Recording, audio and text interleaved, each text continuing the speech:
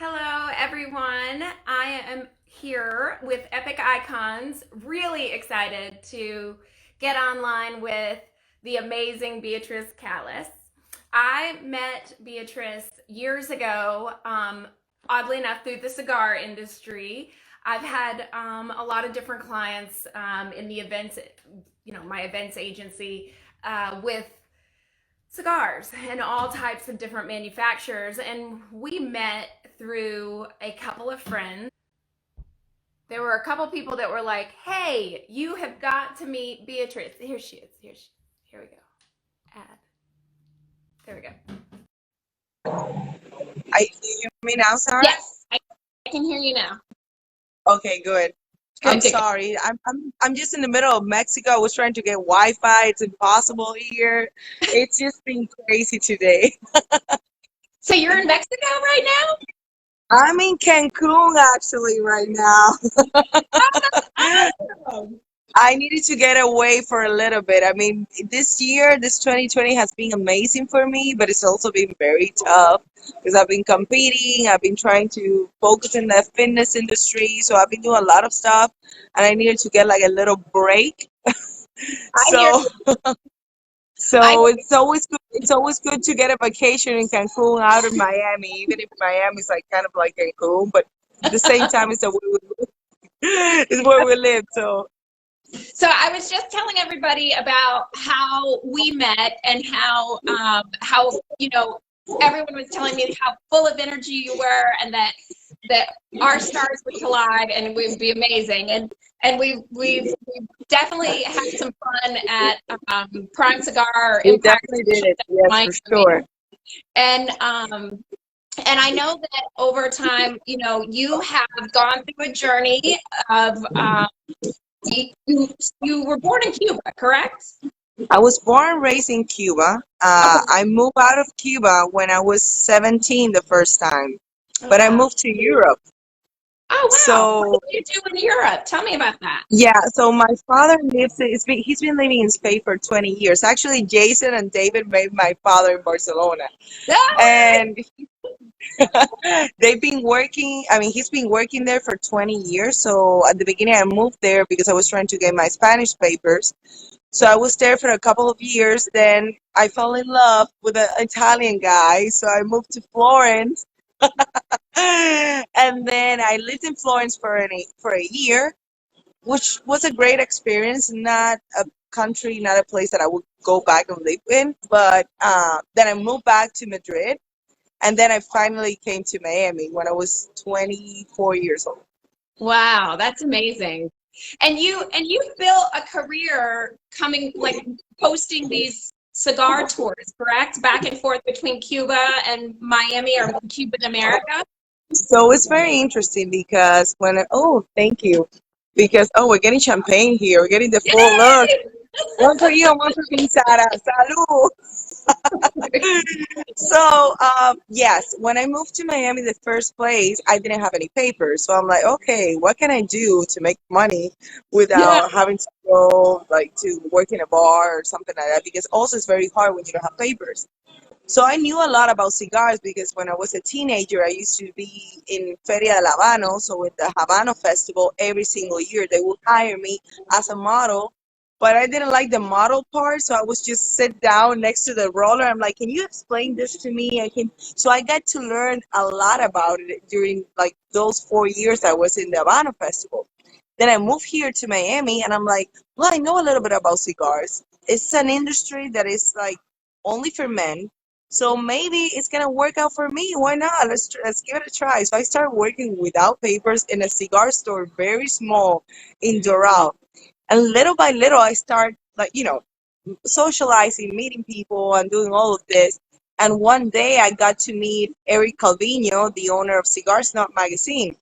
Yeah. So I didn't know who he was. And I'm like, okay, well, I start talking to him and he's like, hey, can we give you an interview in the magazine, Cigar Snob? I'm like, sure, why not? So when that magazine came out, everybody started, recognizing me in the cigar industry. It was Yeah. very interesting because it was only 8 months after I moved to Miami. So I'm like, I started building a career around the tours. But as you know, I was an actress in Cuba and I did a lot of movies, I did a lot of soap operas, and I was pursuing my career dream, which was acting. But then I realized that I really enjoyed this cigar industry. Yeah. So anyway, I started working in Prime a little bit after the magazine came out. I met Jason, Ryan, David. I love them to death, by the way. And I met you, of course. So I started working there, and of course, I started meeting a lot of people, and it was a great experience. I worked there for almost 2 years. But then one time I went to Dominican Republic to do a cigar tour. Yeah. And something came to my mind, and I'm like, okay, I'm from Cuba. I know a lot about cigars. I know all the people that work in the cigar industry in Cuba. No one is doing cigar tours except for Estelí, Nicaragua, and Santiago, Dominican Republic. So why not give it a try to Cuba? So I moved to Cuba, back to Cuba for 2 months to set up all the paperwork, to set up all the tours, set up everything to perfection. I came back and I created Tobacco Tours, which is my company that unfortunately right now, due to COVID, everything is stopped. But I operated for 2 years and a half. And in those 2 years and a half, I mean, I took a lot of people from Prime too, so it was very amazing to like be with them at Prime while I was working, and then go to Cuba with them and show them around, give the whole experience. And after that, well, I was operating for 2 years, as I told you. COVID started. So Yeah. my last tour was February 2020, my last tour. So as when you were setting up that whole program, I mean, that's not a program that just anybody can set up. That being able to take people over to Cuba, the whole tourism side of that, like the whole, like getting through immigration and getting secured, all your documentation right. Like, that's a really limited thing. There's not, you said there's only like 2 other people that do this, So right? you have no idea how many paperwork I had to do to be able to set up the company the right way. Because Yeah. Cuba, I mean, me as a Cuban, I legally shouldn't do business with Cuba, which it doesn't make sense at all. So you have to make the company here in America and like then go to Cuba and present the company as an American company with not a Cuban entity involved. So I basically had to get a partner to be able to create my company. Wow, that's so crazy. So But it's see, just insane. you're so resilient and so persistent. Like you're like, I have an idea, I want to do it, and you find every which way to do it. It was actually very hard, but I knew that somehow deep in my heart that it was gonna work. I'm like, this is so great, and people are gonna have so much fun that this shouldn't be a problem. Like, this is gonna happen no matter what. And my mom, my family in Cuba, they were like, you should stop this. You're insane. You're just leaving Cuba. You moved to America for a reason. What are you doing here? I'm like, Yeah. because I want to bring people to this amazing country that unfortunately right now is locked down and every day is getting worse. But I want them to experience, especially my cigar people, the people that I know from this industry, what real cigar culture is. Because you know better than anyone that everybody has a different perception about Cuba, cigars, rum, this. Everyone has a different perception. Everyone has a different opinion. So I'm like, you know what? No, there's only one opinion. There's only one way. Let me show you what's the way. So I mean, all the people, I have many, many groups that they would go back twice twice and three times. I actually have a group that I took from South Dakota that it was hilarious. They own a cigar shop in South Dakota next to Sturgis.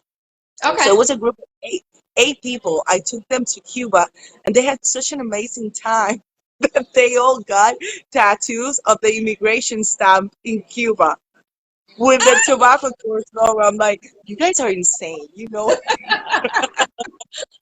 You bring out people's wild side. Oh my God. I mean, it was a very like it was one of the best experience of my life, honestly. In the meanwhile, when I was in Miami, like, because I was spending like 2 weeks when I was doing the tours, 2 weeks in Cuba and 2 weeks in Miami. So in those 2 weeks per time, 2 weeks in Miami, I would do like some commercials and some collaborations show, and I I would saw you. You're on a show called you. What's the show called again? I saw you recently on the show. So I was in two shows. But Okay. right now, I'm currently doing a show that is a sports show called Cano Sports that is all related to baseball, like soccer. So I'm basically the one that gives the news and all of that. And the other one was called Univista TV. It was a live show. It was more like a, like Cuban related, but at the same time you would have like live comedy. It was very interesting show. It wasn't the type of show I like to do, but it's always good to be, in that industry involved with them to something. And Miami is not necessarily the best industry to be on TV. It's very complicated. The quality of the product that they have here of television is not good.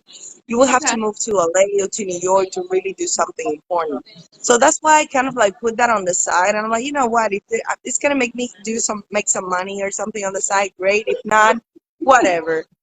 I So hear you. quarantine starts and Cuba shuts down, the whole world shuts down, everything is a mess.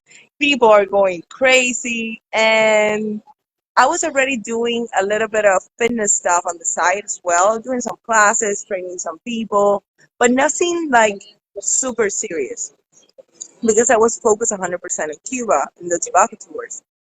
And then I'm like, you know what? I'm in quarantine, close in my house. I have nothing to do. I have no work. My business is totally stopped. Like gyms are closed. Like there's nothing to do. Yeah. So one day I wake up. I'm like, you know what? I'm gonna do bodybuilding. So everybody's like, okay, you're insane now. You're gonna do bodybuilding, really? You're like 95 pounds. I'm like, I don't care. I'm gonna do bodybuilding. So I start like reaching out to some trainers and like researching and doing like the whole thing. And I put in a balance. I'm like, okay, if this is like if the Cuba tours, they're not gonna work anymore because you never know what's gonna happen with Cuba. What's the next thing I like to do? So I like fitness. Okay, what's the best that I can do to give my clients the best of the best? Because right now in Miami, you can find 20,000 trainers all over the place. But Yeah. if you want to do something, you have to be the best at it. And in order to do the best, you have to be prepared, especially go through a whole process by yourself. So I study a lot about nutrition, and of course, I spent 8 months and a half training for a bodybuilding competition. And my first competition was October 24th I in remember Boca texting Raton, you. I was like, "Did you win?" and I got third place in my That's first competition. So I'm like, yes. So after that, my trainer is like, he was very excited. He really like trusted me. I was really committed. The diet is insane.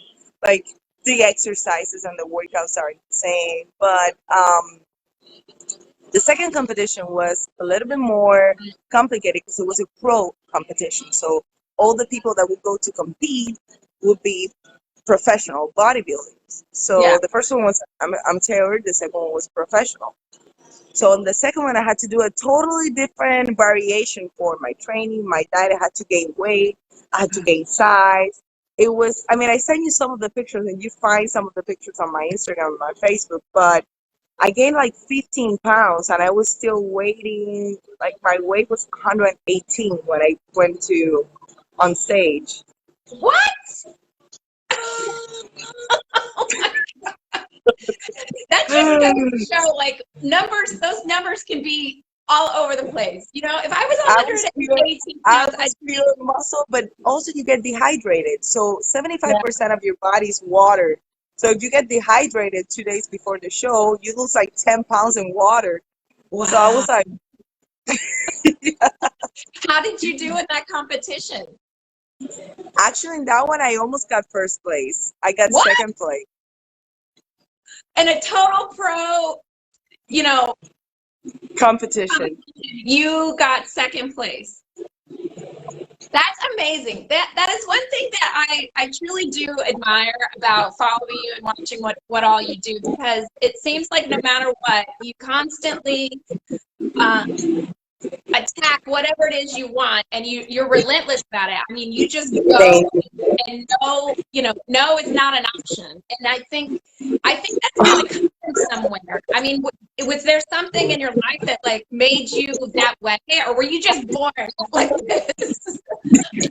Well, actually, it's funny because when I was like doing all of this, the first that what gave me strength for real was the fact that I really wanted to be better for other people. And one thing that I realized after all this happened, after being around different industries, TV, tobacco, fitness, whatever, one thing that I realized that really gives me like energy and like I give me drive to do things and strength and everything is that I really enjoy making other people feel better, giving the experience that actually not the average people can give.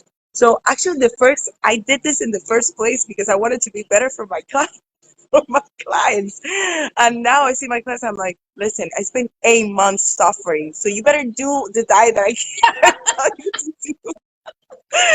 So it's just it's amazing because I really like to be, I really like to make people laugh. I really like to make people feel better. And just I have a lot of friends. I know a lot of people, and I have a very special relationship with each one of them that I meet. Well, Yeah. some of them are a little bit more complicated than others, but usually I'm a very social person. Yeah. So I really enjoy my work because it's around people. So as long as I can see one person smiling or changing one person's life or do something like that, that is what matters to me. And not Was being around my family have shown me that this is even more important. was that something that like you always had in as part of who you are, or was that something you learned like growing up in Cuba, or what brought Actually, that need to your life? so it's very interesting that I say this, but I have the same personality since I was like 10 years old. I haven't changed a bit. And it's funny because my grandma is the same way. So my grandma raised me when I was in Cuba because my mom was a flight attendant and she was always working. She was never home because she was a single mother. So she was taking care of my family. So then when my mom retired, it was my turn to take care of my family. And I was 17 years old when that happened. So I Uh, had to hustle and learn languages, and I worked for an Italian company. Then I moved to Spain. I started working in a bar, and so I did basically everything. But I was never. It's very funny because people complain a lot about work. Yeah, you can be tired one day. You can be, but the fact that I would do something to be able to help someone, to have to be working, to be doing something that I knew that it's not only going to be good for me, but it's only also going to be good for my family, for my friends. I would be so thankful for that I would never be in a bad mood. yeah, I hear you. So my personality chart has been the same since I was like this. I've always been very hyper, always. I've always wanted to do different things because I feel like life is too short to just be doing one thing, especially one thing that you don't like. If you have to do it, sometimes we have to do things that we don't want to do. Yeah. because I did them too. I was working in a bar. I didn't like to work in a bar. I was working in an Indian restaurant, like full of cockroaches and stuff, and I didn't like to do that.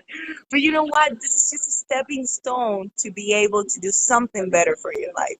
So Yeah. you cannot focus in the bad things. You always have to look forward and see what's after that. What can you do after that? Because that's what's gonna give you hope to keep going and to keep focusing on your goals and to keep like doing what you need to do to improve your life and especially improve your environment, your energy, your mood, everything. Yeah. Next time that I'm in a bad mood and I'm complaining, I'm gonna call you and be like, pull me out of this. Too. My guys do the same. They're like, B, I'm such a bad mood. I'm like, relax, what happened? Everything's chill. Nothing affects you. So what is on the radar for you? What are some of the big projects or things that you want to accomplish in the future as you keep So now I'm actually working in a project with a very close friend of mine that she's also in sports. Her name is Claudia Trejos, and she's been in boxing for 25 years. oh wow. Last week, yeah, she's a big deal in boxing. She's a total badass as well. And she's actually one of the few females that have been in boxing for so long.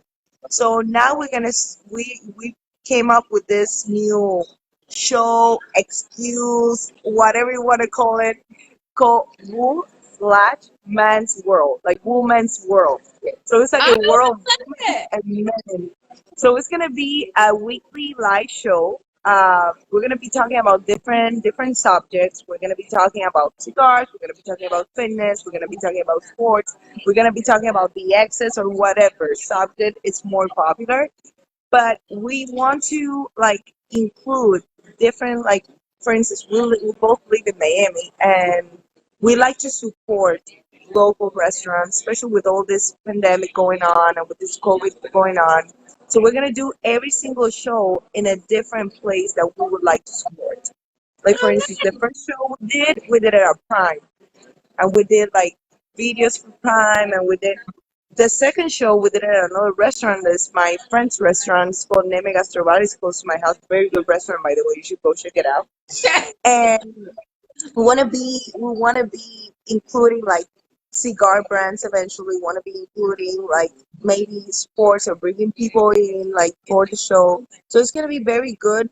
Especially, it's gonna be good for us, of course, but it's gonna be good for other people as well Yeah. because we're going to be able to give a little bit of support and we're going to be able to lift them up a little bit when we're going through like such a like weird and just weird and crazy time. It is. So I'm working on that. I'm also planning to get my first place this year, so I'm gonna compete again in another bodybuilding competition. Right now I'm off season though. I'm off season, but February I start training again. I start dieting again. So that's why I also came to Cancun to get like a little weekend break. I don't blame you. So I'm gonna compete, I think, end of April, May probably. Then Okay. after that, um, of course, I'm gonna keep my goal this year is also to increase my clientele and to increase the classes that I'm gonna be doing, not only one place, but in different places. I want to be able to move different places, train people, and also to give like follow ups online and do all of that. So there's a lot of things going on. I'm trying to figure out also what am I gonna do with tobacco tours because that's a Yeah. big thing to decide because right now Cuba shut down the whole country again. So it's basically impossible right now to know what's going to happen. But not Well, only I Cuba, will I think tell it's you the this. world. The long range of Epic Icons is to eventually have events for our Epic Icon group of women. So maybe we'll work together and plan a trip to Cuba with a group of badass ladies. I would love that. That would be amazing. I think that would be pretty cool. I gotta say, That would be epic for real. epic. That would be epic for real. Well, Beatrice, I really appreciate you got taking the time out of your vacation and My your pleasure. great. I love you very much. I care a lot about you, and it's amazing what you're doing. It's really amazing. I'm really proud of you. I mean, not only as the woman you are, also, but the things you do. You're very inspiring for real, Oh, and thank you. I really hope that this project goes excellent because you deserve it, and you're also doing great. You're inspiring a lot of people like me, so I have to thank you Aw, for that. thank you. All right. Well, next time I'm down in the dumps, I'm going to give you a call. You better pick it up because I'm going to need you. Don't worry about it. I'll be in touch, girl. All right. And then I'm definitely going to put down in the comments below after this show how to get in touch with your new show that you have, Woman. What was Woman's it World. called again? Woman's World. Woman's World. So we'll put that down below. And have a glass of champagne for me and enjoy your time in Cancun. Okay, love? Salud, mi amor. Un besito. Bye. Thank you. Have a great day. You too. Bye.